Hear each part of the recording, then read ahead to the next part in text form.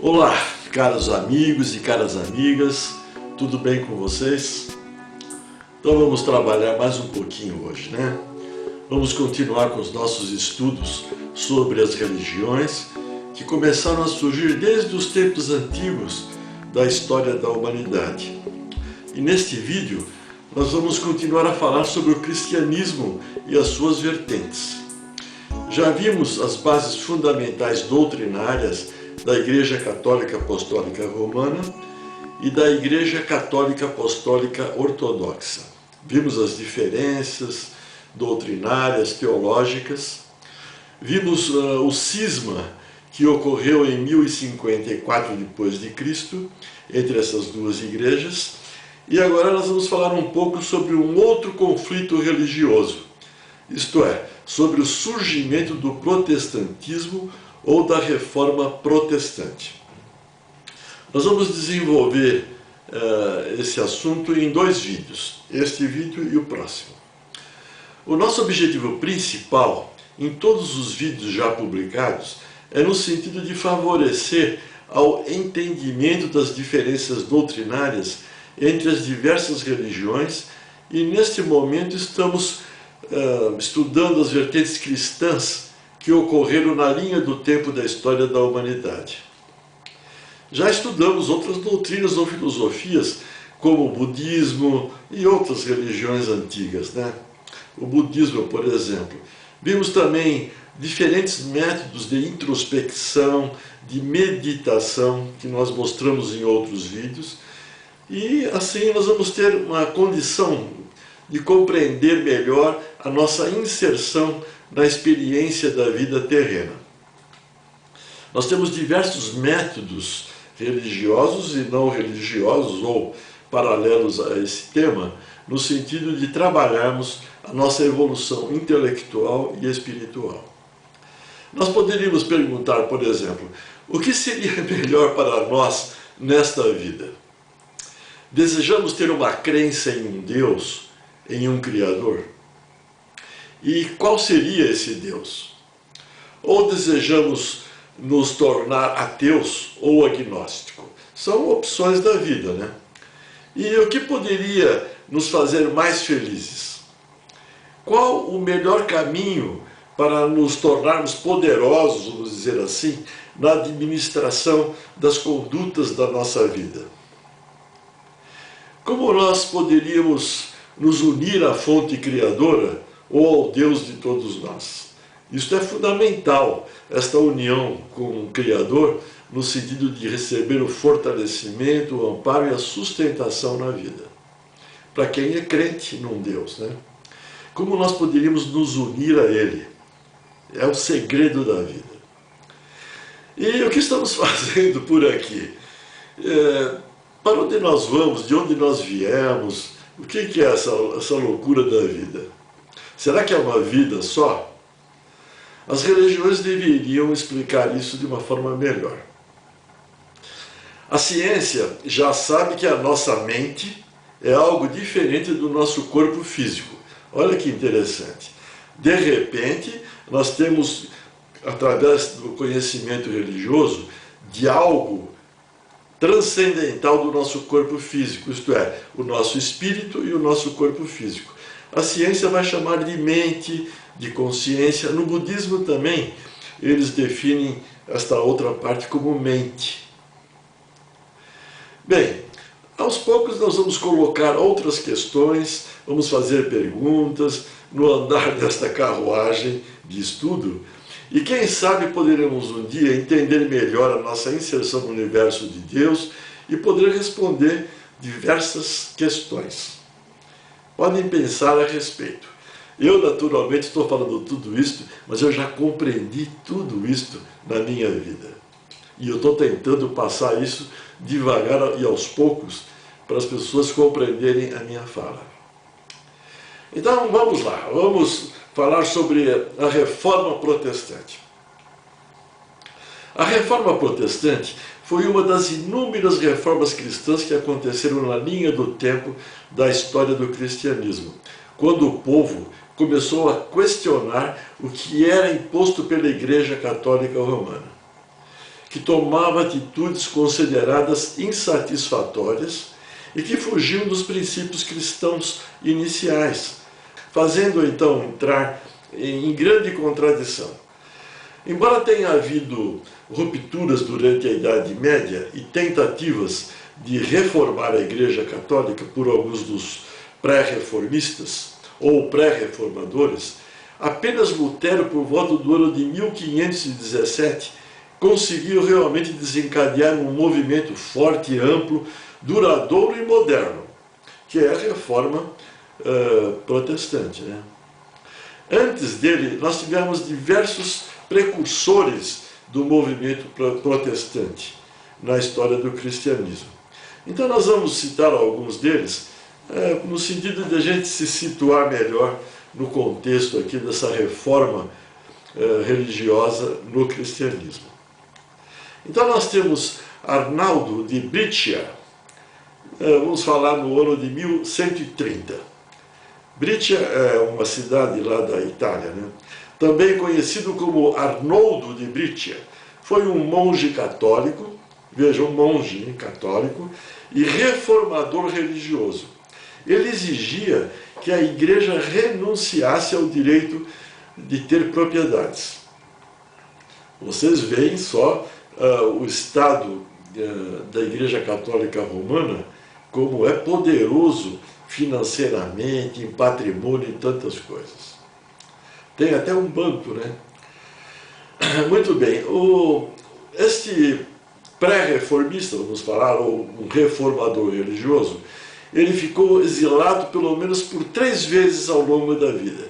Ele foi capturado e foi enforcado por ordens do papado, do Papa, tendo seu corpo queimado e as suas cinzas foram jogadas lá no rio Tibre. Ele falhou como reformador e líder político, acho que ele nem teve muito tempo para isso, né? Entretanto, os seus ensinamentos sobre a pobreza apostólica ganhou proeminência após a sua morte e é considerado como um dos precursores da Reforma Protestante.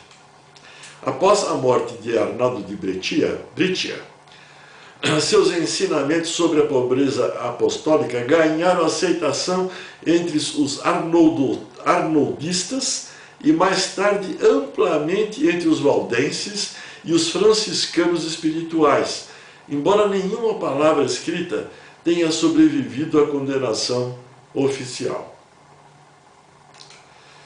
No início dos anos de 1170, um outro autor, Pedro Valdo, era um rico comerciante. E ele, não teve dúvida, ele doou todos os seus bens, ele era muito rico. Ele doou todos os bens dele, da família, e pregando a pobreza apostólica, como sendo o caminho para a perfeição e salvação. E logo após isso surgiu um movimento denominado de Homens Pobres de Lyon, e que deu origem ao grupo dos valdenses, lá na França. Os ensinamentos valdenses entraram rapidamente em conflito com a Igreja Católica de Roma. E por volta de 1215, os valdenses foram declarados heréticos e sujeitos a intensa perseguição, porque eles ficaram criticando exatamente os dogmas da Igreja Católica de Roma. Esse autor, o Pedro Valdo, ele encomendou de um clérigo, de um padre, vamos falar assim, uma tradução do Novo Testamento para o franco-provençal, que era a língua local da época. Por isso, ele é reconhecido como sendo o mentor da primeira tradução da Bíblia em uma linguagem moderna, diferente do latim. Devido às recusas dos sacramentos e dogmas católicos, a ele é atribuído o título de pré-reformador do protestantismo, lançando as bases ideológicas que culminaram na Reforma Protestante com Martinho Lutero. John Wycliffe foi professor da Universidade de Oxford, teólogo e reformador religioso inglês, né? Considerado precursor das reformas religiosas que sacudiram a Europa nos séculos XV e XVI. Ele trabalhou na primeira tradução da Bíblia para o idioma inglês, que ficou conhecida como a Bíblia de Wycliffe. Ele rejeitou a autoridade papal sobre o poder secular, que era comum naquela época, e pregou reformas anticlericais e centradas na Bíblia. Agora, um outro autor, começando na primeira década do século XV, Jan Hus, um padre católico reformista e professor, influenciado pelos escritos do John Wycliffe, fundou o movimento hussita, que surgiu na Boêmia. Ele foi excomungado e queimado na fogueira em Constança, em 1415, por autoridades seculares, por heresia impenitente e persistente. Vocês vejam como as igrejas não seguiam os ensinamentos de Jesus, não? As guerras hussitas envolveram as ações militares contra os seguidores de Jan no período de 1420 até 1430 e poucos, 35 mais ou menos. Os hussitas derrotaram 5 cruzadas contínuas programadas contra eles pelo Papa. Vocês vejam como a luta era insana, hein? É a ânsia pelo poder. A reforma protestante ficou estabelecida no começo do século XVI, quando Martinho Lutero, alemão, um monge augustiano alemão, teólogo, professor universitário, publicou as suas 95 teses em 31 de outubro de 1517. Este é o ano da mudança, vamos dizer assim, né? As ideias de Lutero influenciaram de forma definitiva a reforma protestante e, na verdade, mudaram o curso da civilização ocidental. O Martinho Lutero, ele nasceu em 10 de novembro de 1483 e morreu em 18 de fevereiro de 1546, em Eisleben, na Alemanha. O protestantismo foi um movimento que teve como objetivo reformar e erradicar os enganos, os erros que ocorreram na Igreja Católica de Roma no decorrer dos tempos. Essa manobra foi exatamente como aconteceu com as ações da Igreja Ortodoxa do Oriente. Só que agora nós estamos no Ocidente. Nós tivemos o cisma do Oriente com a Igreja Ortodoxa e agora nós vamos ter um cisma do Ocidente, na queda da religião católica de Roma com a reforma protestante. Então, Lutero foi apoiado por vários religiosos e governantes europeus, provocando uma revolução religiosa iniciada na Alemanha e estendendo-se pela Suíça, pela França, pelo Reino Unido, pela Escandinávia e também pelos países bálticos, a Hungria, muitos países lá da Europa, não é? E a resposta da Igreja Católica Romana foi um movimento conhecido como Contra-Reforma ou Reforma Católica, iniciada no Concílio de Trento. O Concílio de Trento aconteceu no século XVI, naquela época, e foi resultado de uma das ações da Igreja Católica contra as chamadas reformas protestantes. A luta era insana.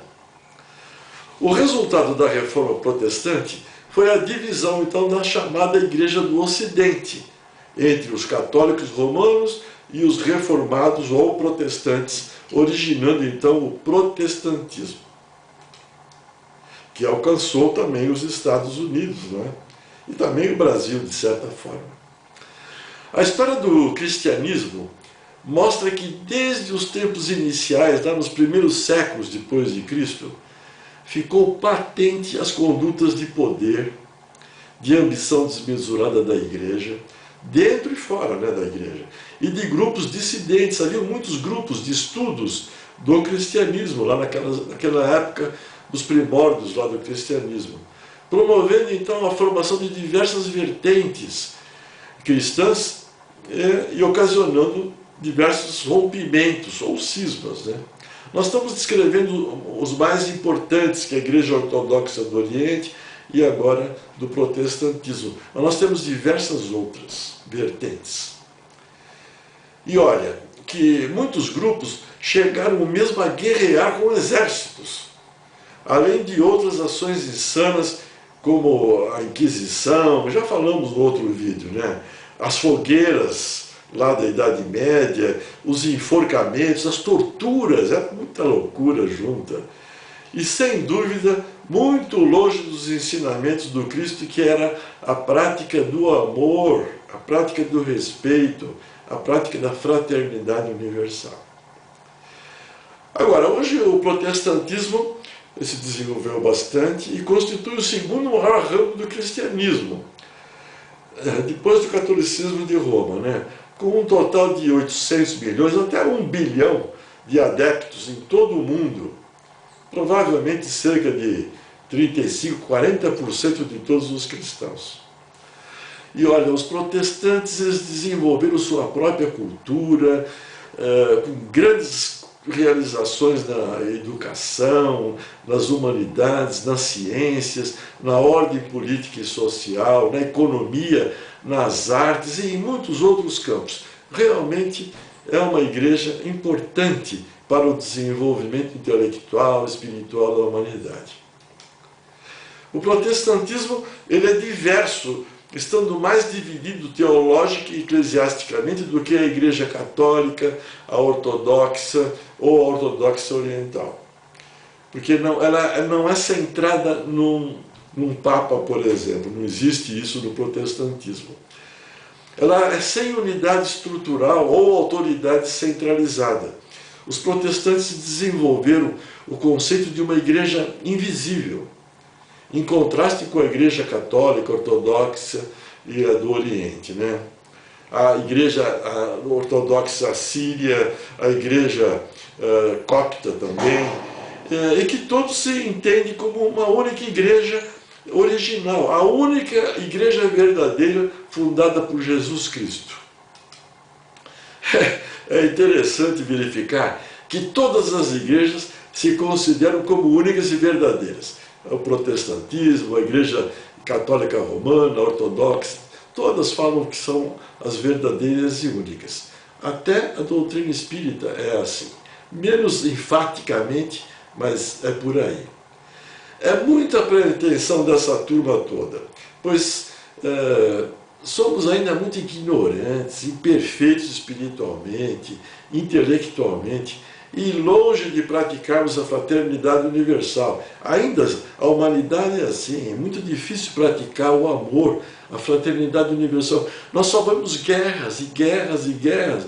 Nós estamos vendo hoje, nos dias de hoje, a loucura que é lá no Oriente, em todo o planeta. Nós estamos numa guerra. Os acadêmicos em história e ciências em geral demonstram hoje cientificamente muitos enganos e erros mesmo em textos bíblicos e tradições durante os primeiros séculos depois do Cristo, nos tempos primitivos do cristianismo, pois as divergências são significantes em função desses erros, relatos contraditórios e sem base científica, e que levaram ao caos, promovendo a ocorrência de cismas, reformas e outras dissensões cristãs. É assim. Do ponto de vista religioso, por exemplo, a fé é fundamental, a fé numa crença religiosa, né? A fé é a crença nos dogmas específicos, particulares, que constituem as diferentes religiões. Temos que entender o que é a fé. Todas as religiões têm seus artigos de fé, ou seja, a descrição do que os seguidores devem ou não acreditar. Olha só que loucura, hein? Sobre esse aspecto, nós podemos ter a fé raciocinada ou uma fé cega. A fé cega não examina nada, aceita tudo sem verificar tanto o que é falso como o que é verdadeiro. E a cada momento se choca com as evidências e com a razão. Com o tempo, uma fé cega cai por terra, com certeza. E a fé cega, levada ao excesso, produz o fanatismo. Quando a fé está apoiada no erro, cedo ou tarde desmorona. Vocês vejam que a fé na Trindade Santíssima, que é um dogma da Igreja Católica Romana, do ortodoxa e também do protestantismo, é uma fé sem uma constatação concreta, vou falar científica, ou dentro da razão. E de repente isso pode cair por terra, com certeza. Eu estou dando esse exemplo, que é meio pesado, né?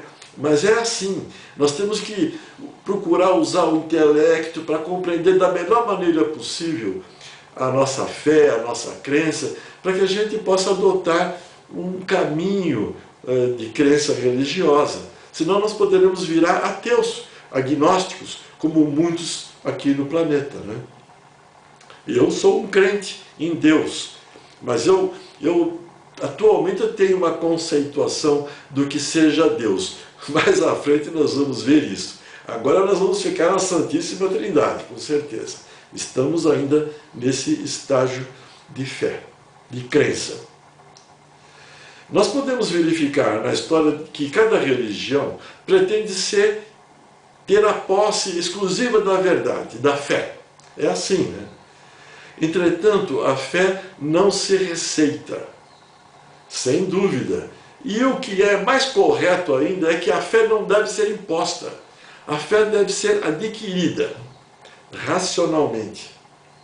É isso que Deus deseja de nós, e nós ainda estamos num estágio intelectual insuficiente para compreender. Por outro lado, a fé raciocinada é aquela que se apoia nos fatos e na lógica. É clara e não deixa atrás de si nenhuma dúvida. Acredita-se porque se tem certeza, e só se tem certeza porque nós podemos compreender. Então vocês pensem a respeito. Quando nós estudamos as diversas religiões e nós vamos optar por uma delas, nós temos que ter uma fé raciocinada, porque senão é uma coisa muito louca, fé cega, é uma fé de ignorância, porque nós não podemos comprovar nada, é acreditar, de repente não é verdadeira. Agora, o termo protestante, embora inicialmente de natureza puramente política, porque foi político, mais tarde adquiriu um sentido mais amplo nos dias atuais, né? Referindo-se a um membro de qualquer igreja ocidental que aderisse aos princípios da religião protestante. Em termos abrangentes, qualquer cristão ocidental que não seja adepto da Igreja Católica ou da Igreja Ortodoxa é um protestante. Podemos dizer assim, né? A rigor, protestantes são apenas as denominações históricas advindas da reforma do século XVI. Algumas denominações têm alcance e distribuição mundial. As igrejas têm as mais diversas denominações na igreja protestante, enquanto outras estão confinadas de repente a um único país. Mas num país podemos ter diversas denominações protestantes. A maioria dos protestantes são membros de um número muito grande de famílias que a gente chama denominacionais. O que quer dizer essa palavra denominacionais? Denominacional é um adjetivo. E o que significa? É em que há uma denominação, uma designação. Está relacionado com a ação de denominar, de dar nome. Então nós podemos ter a igreja luterana, os luteranos, né? Os anglicanos, episcopais, calvinistas, reformados. São diversos nomes, denominações das igrejas protestantes que seguem o mesmo rumo doutrinário, teológico, com pequenas diferenças, né? Então temos os batistas, os metodistas, os morávios, os russitas, que eu já citei, os pentecostais, os quakers. Tem uma infinidade enorme de denominações das igrejas protestantes que seguem o mesmo rumo no objetivo da salvação do espírito, da alma. Temos as igrejas carismáticas, evangélicas, independentes, e tantas denominações das igrejas evangélicas, das televisões que nós temos atualmente, aí um número muito grande. Então, algumas em ascensão ainda, e constituem uma parte significativa do protestantismo, essas igrejas evangélicas, né?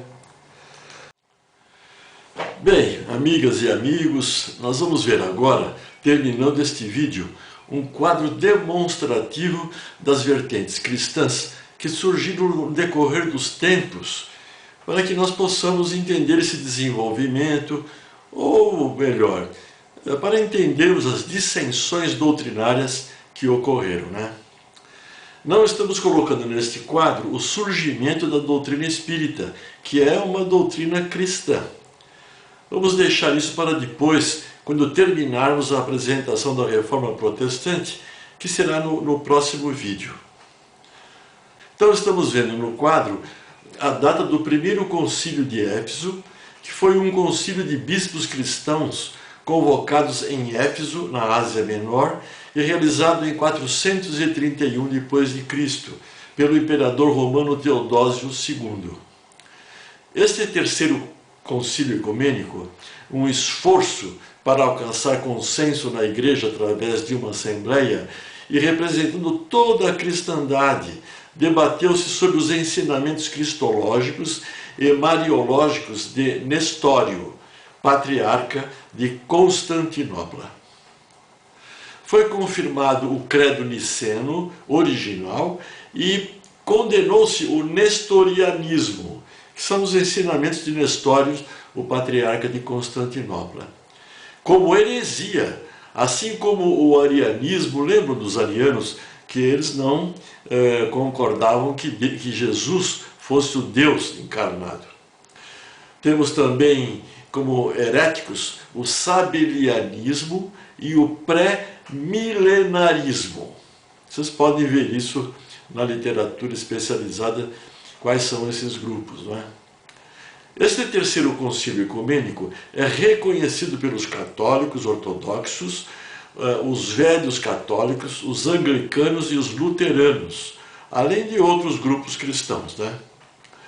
O concílio agora de Calcedônia, que é um concílio que aconteceu em 451, em Calcedônia, uma cidade da Bitínia, lá na Ásia Menor, frente a Constantinopla.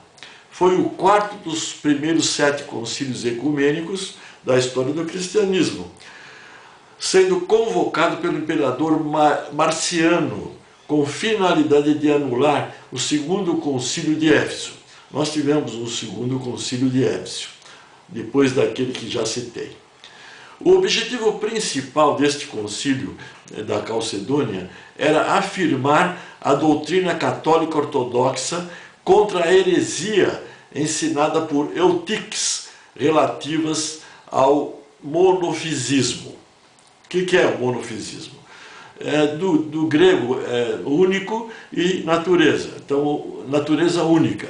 É o ponto de vista cristológico de Cristo que defende que, depois da união do divino e do humano, na encarnação histórica de Jesus Cristo, como encarnação do Filho de Deus, ou do Verbo, né, que encarnou, que ele teria apenas uma única natureza, a divina, e não uma síntese de ambas. Este é a doutrina do monofisismo. Então, o concílio declarou a dualidade humana e divina de Jesus, a segunda pessoa da Santíssima Trindade, além de abordar sobre questões de disciplina e sobre jurisdição eclesiástica. Então, o concílio discutiu esses aspectos cristológicos, da disciplina, da jurisdição. O concílio de Calcedônia é numerado como sendo o 4º concílio ecumênico pela Igreja Católica, a Igreja Ortodoxa Oriental e a maioria dos protestantes. Então, por não concordarem com a conduta e os procedimentos do concílio ecumênico, Esses concílios sempre aconteciam discussões acaloradas e às vezes aconteciam cismas. Então surgiu o cisma das igrejas ortodoxas orientais também, conhecidas como a Igreja Ortodoxa Copta ou Egípcia, a Igreja Ortodoxa Síria, a Igreja Apostólica Armênia e a Igreja Ortodoxa da Etiópia. Então vocês estão vendo que cada concílio que acontecia para resolver os problemas de conflitos teológicos, etc., disciplinares, eclesiásticos, então aconteciam às vezes discordâncias, e as discordâncias ocasionavam os cismas desta ou daquela igreja.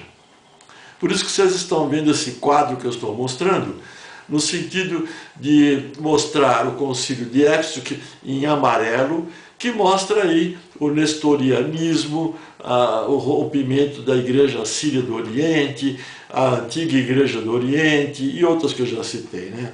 Como também na cor roxa, o concílio da Calcedônia em 451, com a ocorrência do monofisitismo e os cismas que também aconteceram a partir deste concílio, não é?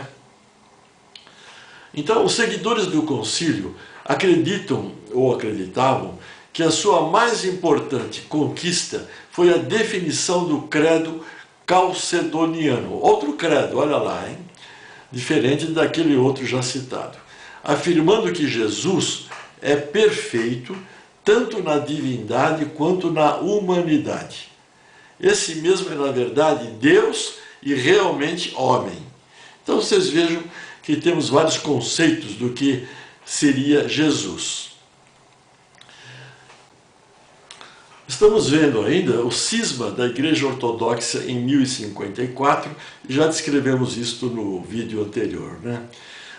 Estamos vendo a Reforma Protestante no século XVI, especificamente com Martinho Lutero em 1517, e na última coluna nós estamos vendo diversas denominações da Reforma Protestante, a luterana, a anabatista, o anglicanismo, o protestantismo em si. E o protestantismo, na verdade, se nós fôssemos colocar aqui todos os nomes, as denominações das igrejas protestantes, nós não teríamos espaços, não só aqui nesse quadro, como também no tempo do acontecimento deste vídeo, não é isso?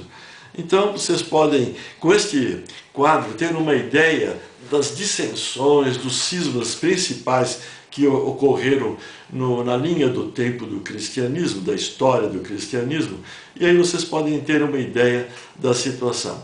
Nós vamos, logo quando falarmos sobre a doutrina espírita, nós vamos acrescentar a doutrina espírita nesse quadro, para vocês verem que é mais uma dissensão ou cisma do cristianismo, com outros conceitos do que seja Deus, do que seja Jesus, dos princípios doutrinários dessa religião, dessa doutrina, não é? Então, o meu objetivo aqui é passar para vocês, com este quadro, uma ideia de toda a situação do cristianismo no seu desenvolvimento até os dias de hoje. Hoje nós temos um número incrível de denominações da igreja protestante. Então ficamos com o quê? Com a igreja ortodoxa, a igreja católica apostólica românica, com o protestantismo, são as principais igrejas da atualidade, sem considerar outras, como o islamismo, por exemplo, que também é uma religião com grande número de crentes, não é? Entenderam? Então tá bom. Bem, amigas e amigos, por hoje nós vamos terminando e no próximo vídeo estaremos estudando as bases doutrinárias da Reforma Protestante, que é o mais importante de toda essa nossa conversa, e comparando-as com as da religião católica romana. E finalizaremos, portanto, a descrição da Reforma Protestante no próximo vídeo. Eu estou dividindo em 2 vídeos porque o tempo está exíguo para não cansá-los na assistência desses vídeos, né? Então, nós vamos juntos e misturados, praticando a fraternidade universal, o amor incondicional como meta e compartilhando conhecimentos. Eu espero que eu tenha dado uma ideia da história aí desses cismas, desses conflitos religiosos, é mais num sentido de a gente compreender, ou pelo menos ter um direcionamento para estudar essas religiões. Eu acho que é importante. E aí nós adquirimos uma fé numa dessas religiões, se formos crentes numa delas, e adotar a que nos satisfaça melhor na nossa razão, no nosso intelecto.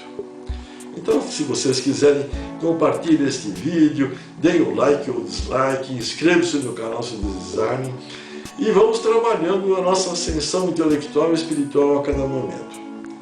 O Deus que habita no meu coração, saúdo o Deus que habita no seu coração. Namastê.